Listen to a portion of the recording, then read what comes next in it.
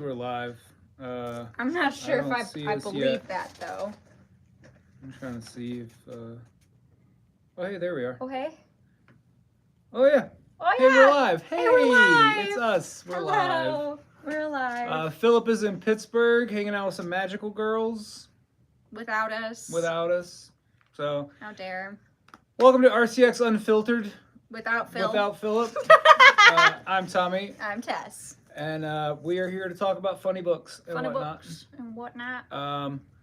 Yeah. Yep.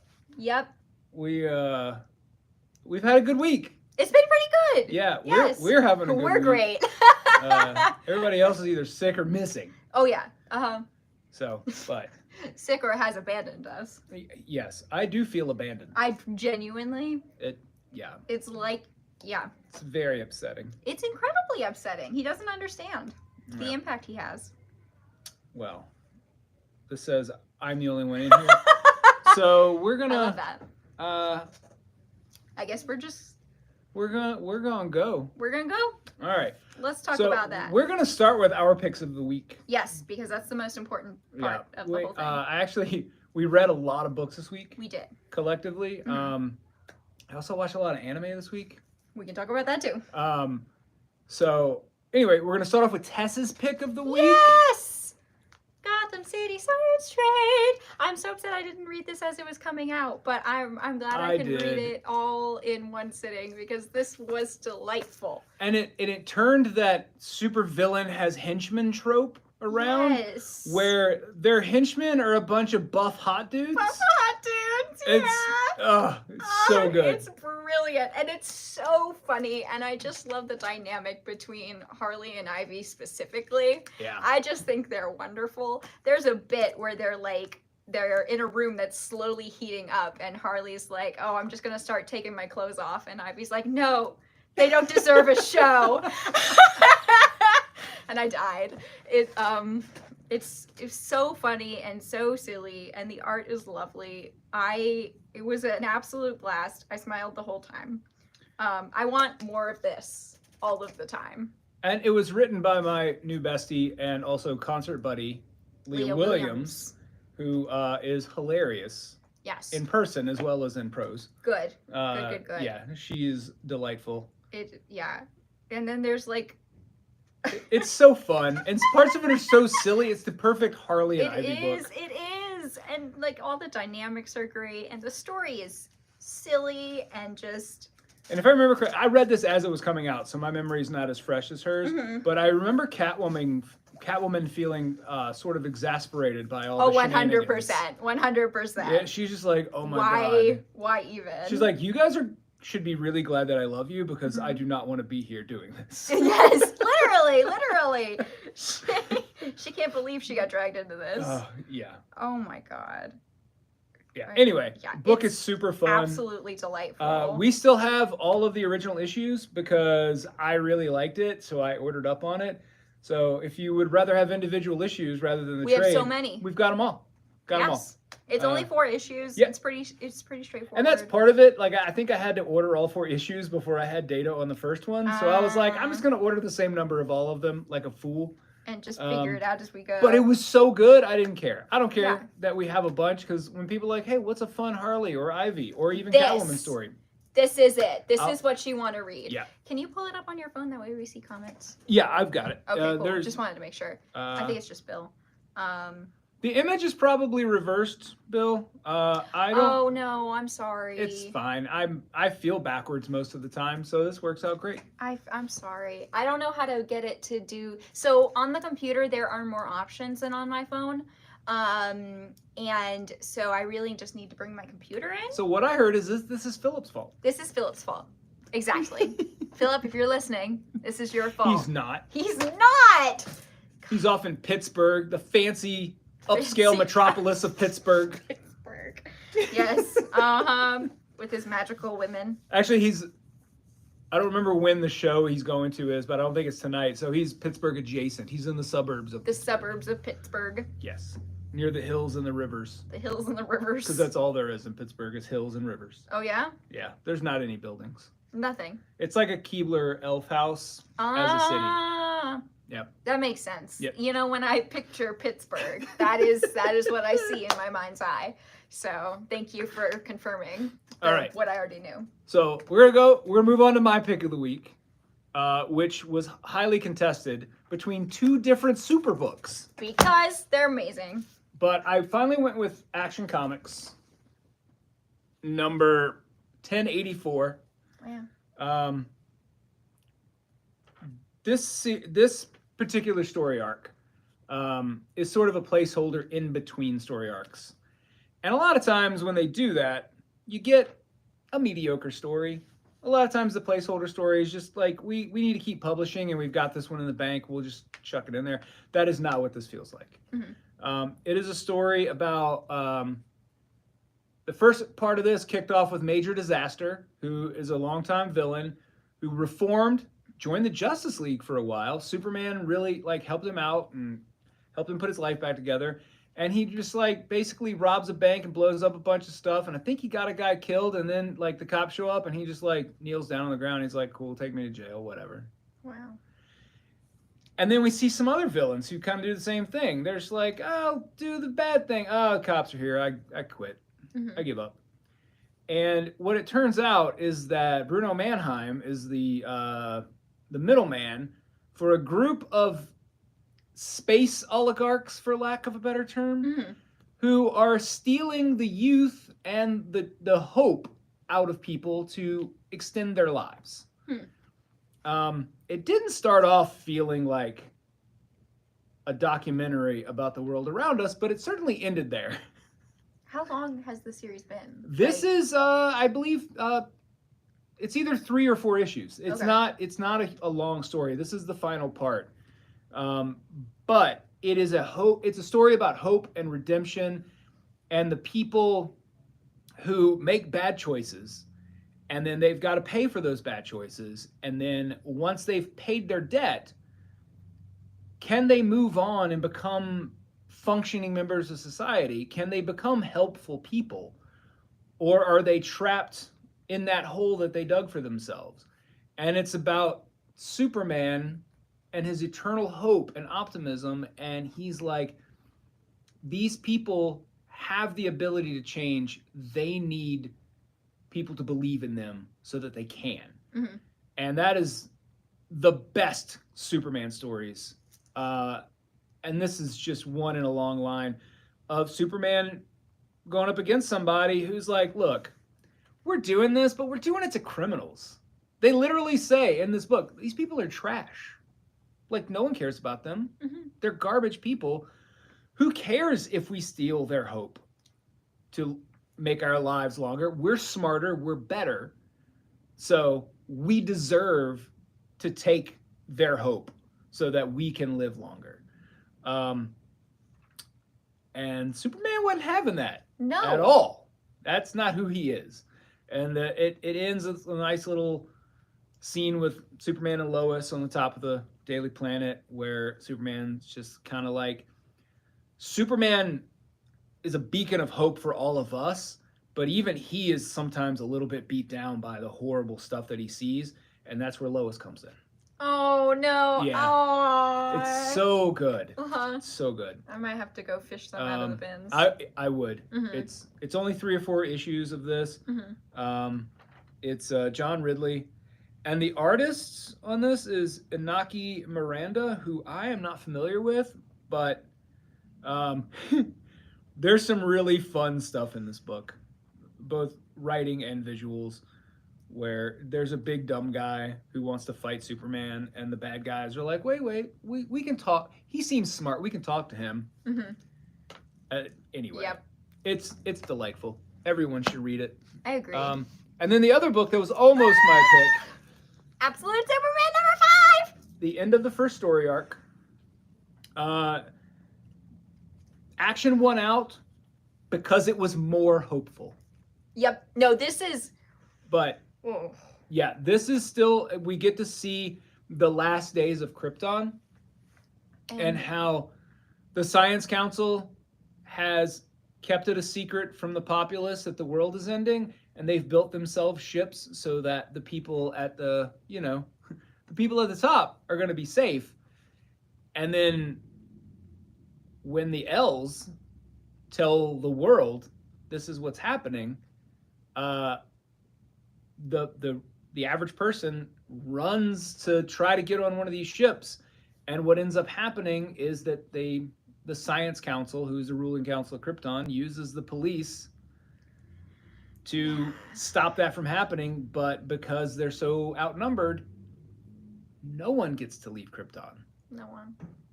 Everyone dies, except for Kal-El. Yeah. Yeah.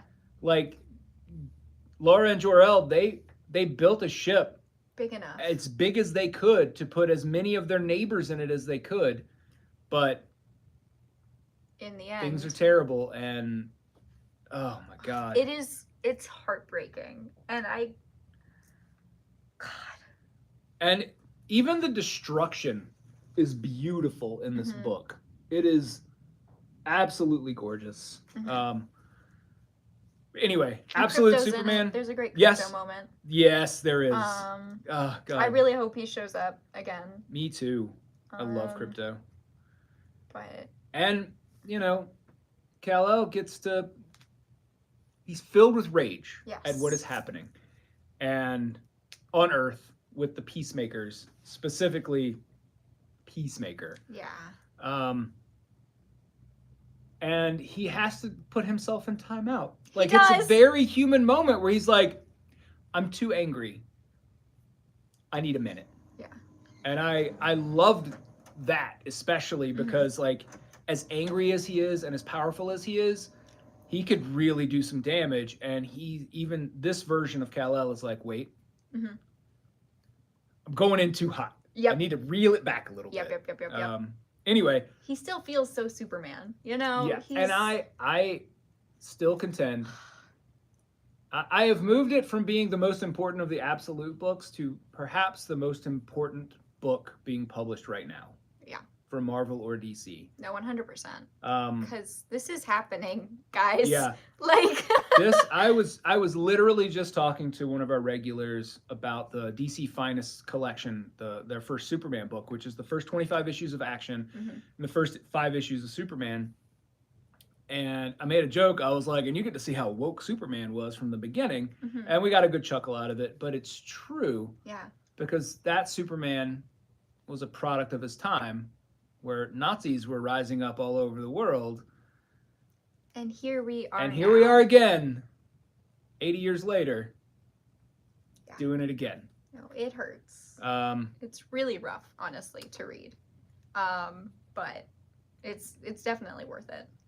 All of the Absolute stuff has been heartbreaking. And next week, we get not only the first part of the next story arc in Absolute Batman, but we also get Absolute Flash. I'm so excited! Which I expect to fly off the shelves at a rapid pace. Hopefully. Haha. I'm going to sell it. He's fast. What? He's so fast. Oh my God, I didn't even get it. He's so fast. He's the fastest. All right. I read a young adult graphic novel today.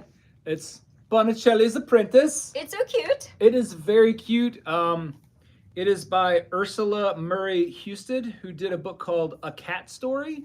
We might have which that. I think we have currently. It looks so cute. And I didn't know what to expect. I was like, oh, it's a book about Renaissance painters. Yeah, I was like, oh, I'll pick it up. It's about this girl who basically works for Botticelli, and she feeds the chickens and takes care of the laundry, and she's this young girl who's not quite a servant, but basically, but she wants to paint. She's an artist. She's constantly drawing. Her parents let her draw all over the walls of her house. She's a great artist, and one of the other characters is the apprentice. He's like the apprentice to Botticelli's apprentice. And he doesn't really care about being an artist. Yeah. He's from a huge family, and his dad, they're woodworkers, and so his dad sent him to apprentice with an artist so that they could get more picture frame orders to try and help the business. I love that. And so, like, she's passionate about art, and this guy's like, I'm gonna learn how to draw eventually. And then they start working together. Aww. There is a widow who is a patron of the arts who holds a contest, and she sort of befriends these two kids. And she's very funny. And she's like, if you really want to do what you want in your life, don't be born a woman. But she's a widow, and her husband's business back. If you're a widow and your husband dies, or if you're married and your husband dies, you can take over their business. That's the only way a woman could run a business at the time. One of the things I really loved about this is that not only do we get a great story about this young woman trying to be an artist, but we also got actual detailed descriptions, not just words, but visuals of how people made canvases and how paint was created and how paintbrushes were manufactured. Because all of that was basically, that was the first thing you learned as an artist's apprentice, is how to make all of the tools. Anyway, it was fantastic. It looks really cute. I really liked it a lot. And there is a lot of historical data, back matter, about various people. Like, this is historical fiction. None of the people in this book, well, a couple of the people existed. Like Botticelli and his actual apprentice in this, they were real people. But I think one of the reasons she chose Botticelli is that, like, unlike other Renaissance artists, he doesn't have a lot of letters, and there's not a lot written about him. So he's a little bit of an enigma. So she got to play with how she wanted to portray him. Heck yeah, I love that. Anyway, there's also a cute dog who's really stupid and likes to eat things. Sold. Like, you know, the You always powder got me that with the gets cute turned into dog. paint. I love. No, that looks super cute. All right. Who's this? I'm very excited. Oh, Rachel said howdy. Hi, Rachel. Sorry. Hi, Rachel. The phone is far away and we can't really see It is very it. far and it's All very right. small. So This- from Dennis Camp, who is currently writing all of the good books. He's writing Ultimates, and I forget what he's doing for DC right now. But anyway, this is from Image, Assorted Crisis Events. This is insane. It is absolutely bananas. So this is sort of almost a parody of DC's various crises over the years. But basically, time is broken. And things from other time periods just suddenly show up. And so there's basically been an apocalypse, but everybody's got to go to work and they got stuff to do. The areas that are the most apocalyptic, movie studios are like, we're going to film there because we don't have to pay for backdrop. Sometimes you go to work and there's no record of you because your work has phased into a reality where you don't exist. Yeah, that was insane. Yeah. She's like, oh, I guess I get a day off, unpaid, but whatever, I get a day off. Sometimes on your commute to work, suddenly there's Roman gladiators and or dinosaurs. Yeah. No one knows. No one remembers what World War they're currently in. Yes, she several times she's like, it's either World War III or IV. I can't remember. Like, it's just constant now, so it doesn't matter. But it's interesting. She has this clock that is like a family heirloom, but no one tells time anymore because time is irrelevant because time is broken. So the clock gets broken, and she takes it to various clock makers to get it fixed. But because time doesn't matter, like, only eccentric people have clocks, and the clock makers are all like, I need a good story or I'm not going to help. Anyway, it is a wild, interesting book. And like this scene in the bar where there's like a Shakespearean era guy talking to a robot, like, it is it's wild. Crazy. It is insane, wild. Yeah. But very good. Yeah, it was very well written. Yeah, Dennis Camp is becoming one of those guys in comics that, like, if he writes a thing, I'm gonna read it. Okay. Because he's killing it. Everything he's writing. Definitely. Speaking of events, we're gonna talk about these two books together. It's X-Men 13 and X Factor 8. This is the legacy number 300 on X Factor. This is part 4 and 5 of 7 of the X-Manhunt story, where Xavier has escaped from prison and he's being chased down. Like, Storm is whooping everybody still. Good. after last week. Like, Good. this is her beating up on Juggernaut. Please. Juggernaut's like, you can't stop me, and she's like, want that? There's some great stuff with Magic in here. Philip's gonna be thrilled. Yeah, he is. There's a great moment with Magic and Juggernaut because apparently Juggernaut's costume is grafted to his soul. So like, Storm breaks his mask open, and he's like, "Oh, my mask broke," and she's like, "Your costume's grafted to your soul. Just make a new one, idiot." And he's like, "Oh yeah." Like, I love him. I love it. yeah. Anyway, Juggernaut has become a great character. I love that. He's going to show up again later when we talk about Spider-Man. Anyway, this X-Manhunt story. Mm-hmm. I wasn't sure I was going to read all the parts, but then I read the extras from last week, and I was like, oh, these are pretty good. And then I read X Factor this week, and I'm like, wow, this is certainly a thing that is happening. Yep. Like, I don't really know what's going on, except Havoc is once again a woebegone, miserable person who has lost his girlfriend, and Cyclops basically beats him up because they're brothers, and that's what brothers do. Brothers do. Like, these are definitely parts of a crossover. Mm-hmm. Like, if I'm not reading X Factor, so there's a bunch of stuff happening in this book that I don't know what's going on, and they don't really explain anything. Mm-hmm. So I was mildly confused. But like, I don't feel like this issue of X Factor was as good or as necessary as the Storm and whatever the other book was last week that I can't remember. What was it? NYX. The NYX and the Storm were great. This was okay. Mm-hmm. If you're not reading all the X books, you can skip it. All right. Another book that almost became my pick of the week, because it's almost always my pick of the week. Yeah. It's Transformers number 18, where we get like a 70s van with like a wizard drawn on the side, dude, transform, and he's got like an axe or a sword or something. Anyway. It's amazing. Yeah. We've got two factions of Decepticons fighting each other, and then the Autobots trying to stop them both from destroying everything around them. I believe they're destroying Seattle in this issue.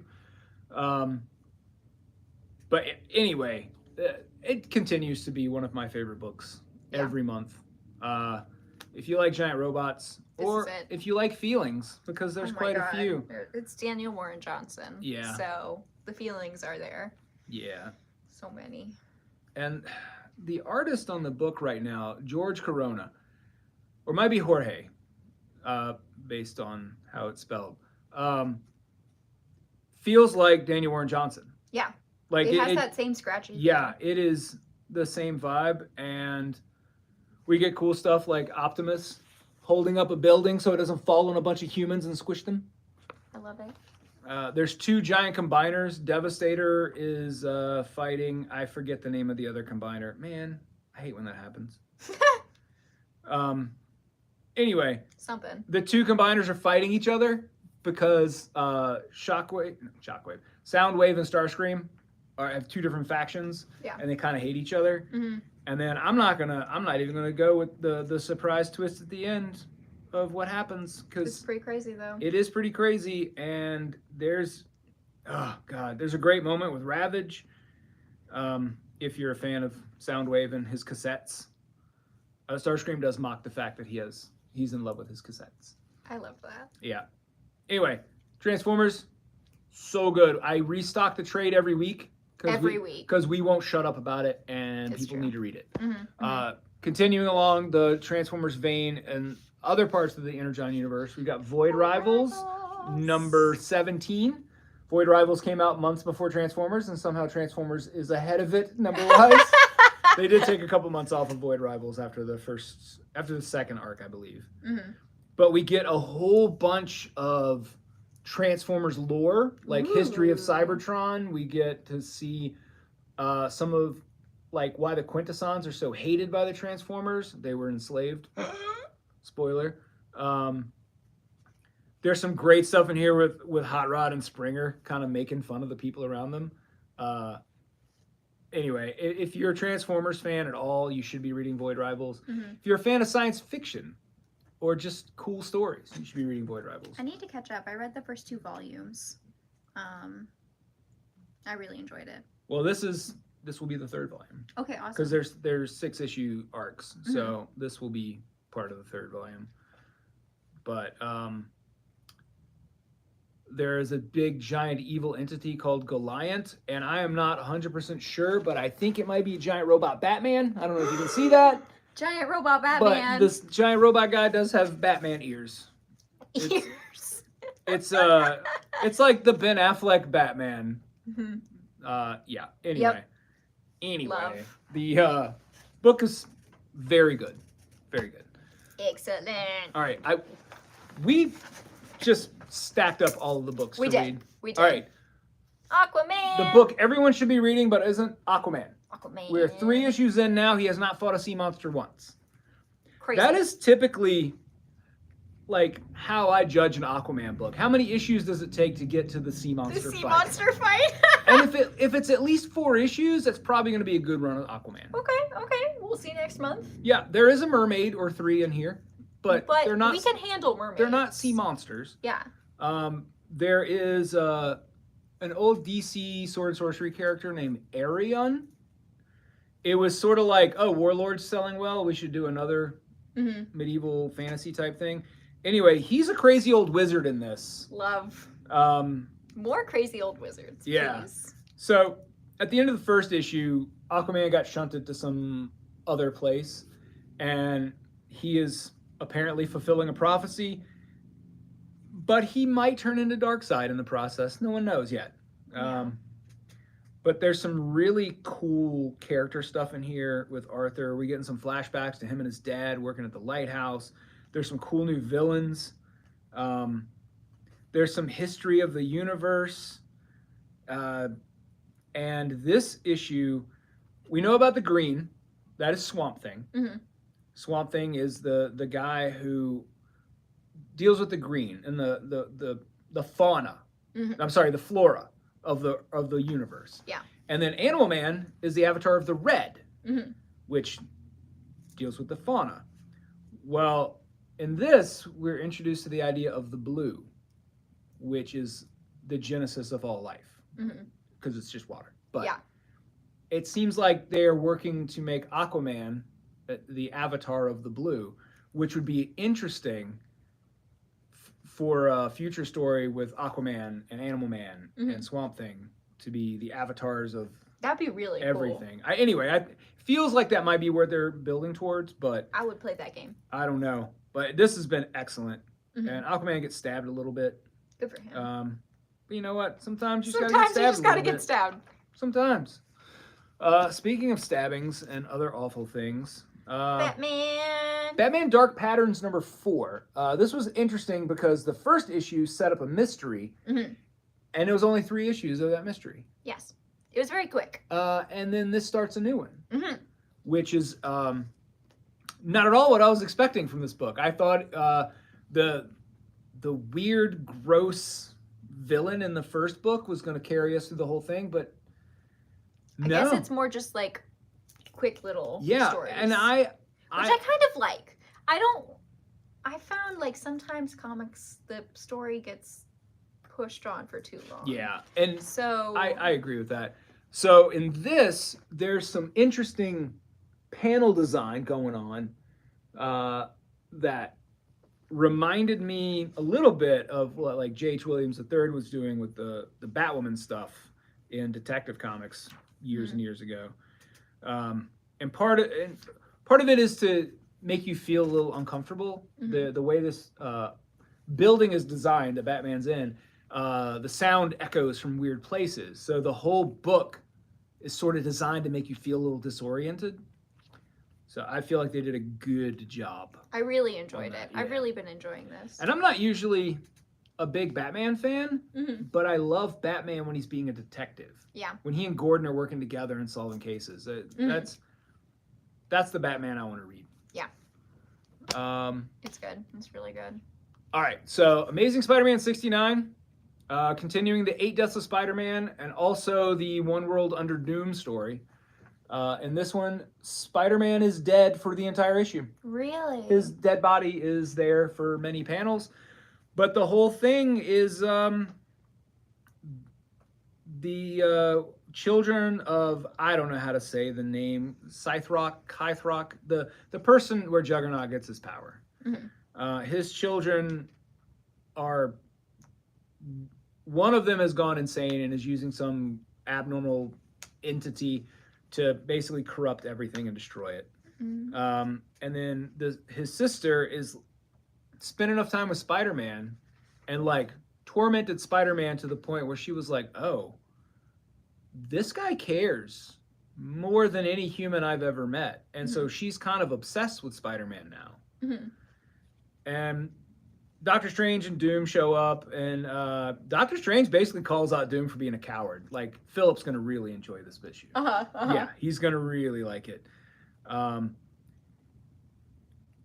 the next issue, issue 70, is the end of the 8 Deaths of Spider-Man. And the way it ends is very interesting. We're going to get new action figures and all kinds of cool stuff based on the last panel of this book. I don't want to spoil it. It was fun. You have to come in and read it. It was fun. This story has been way more fun than I expected. I was like, we just had 2 years of Spider-Man being tortured, and now he's gonna die over and over and over again. But you know what? It's been pretty good. It's been fun. Joe Kelly writes a fun book. I'm excited for when the trade comes out, so I can read it all together. Yeah. Last couple of books we're gonna touch on very quickly. We're pretty okay. Yeah, on we're time, doing okay on honestly. time. All right, so Flash Gordon number 7. Woohoo! I mentioned a few weeks ago I read the trade, which was the first 5 issues. And this is a book that feels like a throwback to my childhood. This is a book where like the stakes for Flash are very high, but it doesn't feel like there's a lot of subtext. It's just a fun action adventure. Flash Gordon fighting for his life, trying to save people, but accidentally blowing things up. Anyway, if you ever read any Flash Gordon or watched a movie or know anything about Flash Gordon, this is a nice throwback. If you know nothing about Flash Gordon, it's just a fun book. And they finally brought the Hawk people in, which they were not in the first story arc. And we also get some flashbacks to Flash as a young man going to college, which I haven't read a ton of Flash Gordon comics, but the stuff that I have read, I've never seen a flashback. So Flashback. Yep, I did that. All right, so Babs number 6. This is the last issue of Babs. This is not a book that I ordered a ton of. I did order it because it's Garth Ennis writing a Red Sonja-esque book. And I'm like, okay, it's Garth Ennis. I'll read the first issue. I'll see how it goes. It's basically Red Sonja fighting red-pilled incels who exist on the basement of the internet. Love. That's the book. And it ends in a way that is unbelievably satisfying, funny, and with a setup for another series. So we don't have all the issues of this, but I highly recommend when the trade comes out that if you enjoy fun sword and sorcery books that feel like they could have been my D&D group playing a game, I highly recommend this. It was very fun. Her sword talks. I love that. Also, the pommel has little hands, so it can flip people off. Oh! It's a very sarcastic sword. I Yeah. love that. Anyway, it's super fun. I like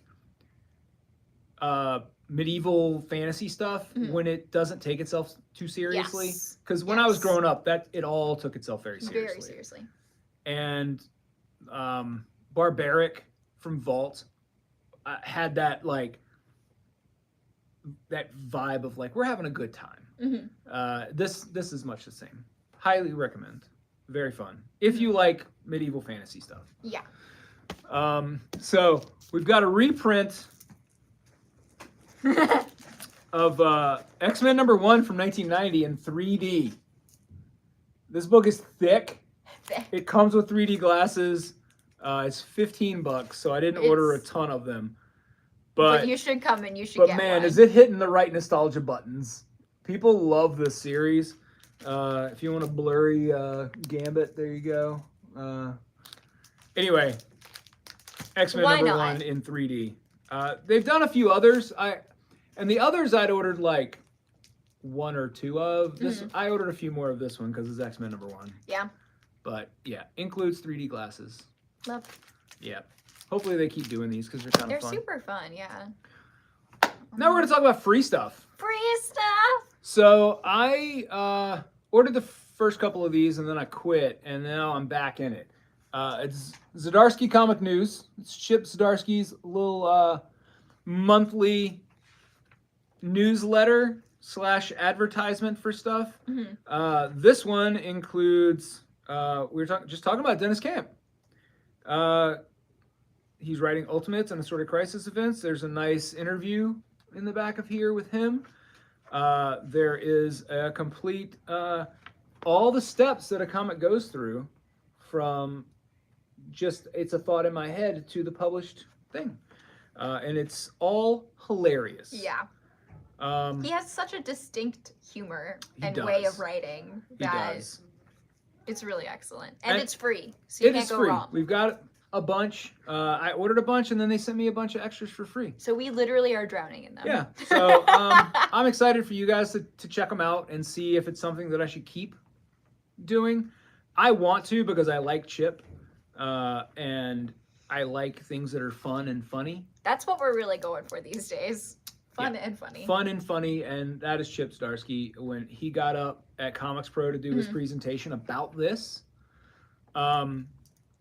it started off very serious, and then it turned into like a very funny stand-up routine almost. Good. And he kept going back and forth between talking about this and nonsense.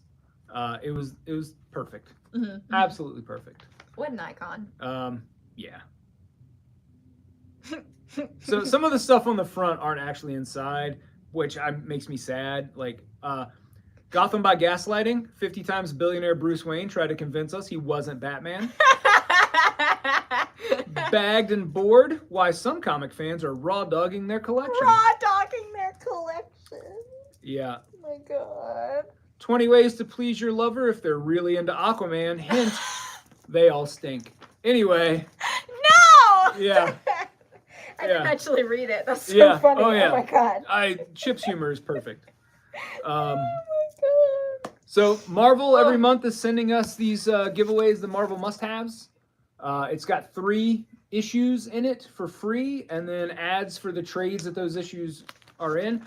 This is the first part of the Winter Soldier. It also has Phoenix #1 by Stephanie Phillips, which is pretty good. Also, just as a side note, if you don't follow Stephanie Phillips on social media, I highly recommend it. Okay. She does these little like, hey, I'm writing a comic today. What does that entail? She just did a series of TikToks about going to the Marvel offices for a writer's retreat where they get together and brainstorm. And you don't get to see like the inside of the brainstorming session, but like it was really fun and it gives you a little behind the scenes look at how the sausage gets made. This also has the first issue of Spider-Man Reign #2 if you want to be sad. Yeah, which I don't, so I'm not going to be reading it. Yeah, but that's okay. It's got this absolutely wonderful first issue of Phoenix, which not only is very well written, it's beautiful. And then we've got Ed Brubaker's magnum opus about Winter Soldier, where he brings Bucky back and gives us, this comic brought us to the Thunderbolts movie that comes out in May. That's true. That's true. Ed Brubaker should get all of the dollars from the movies because a lot of his ideas have been like the crux of the films for 10 yeah. years or more. Since Bucky came. Actually, I guess 15 years. Bucky, Sebastian Stan, I saw an interview with him yesterday where he was talking about he's been Bucky for 15 years. Yeah. And he said that like getting to play Bucky was like getting together with a family member and really like rebonding after not being around them for a while. Like it was beautiful. It was really beautiful. And he said that cool.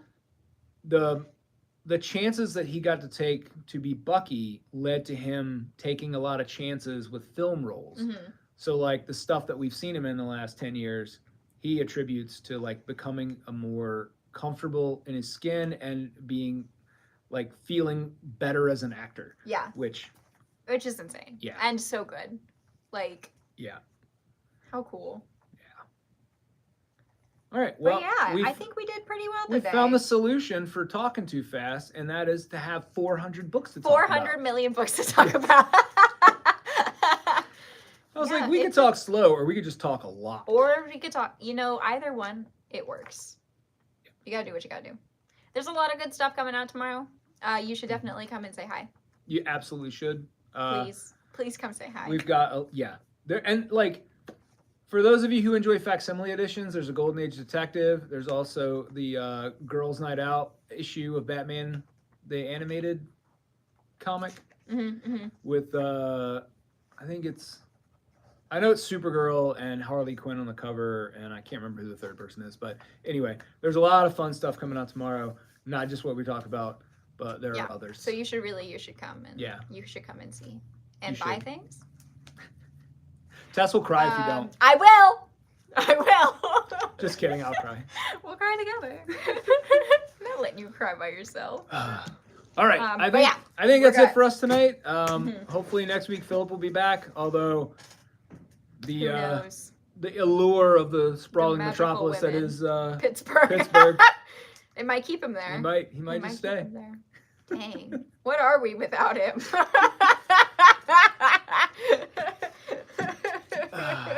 Anyway. All right. We will see you guys next week. Next week. Or tomorrow. For the crying session, of course.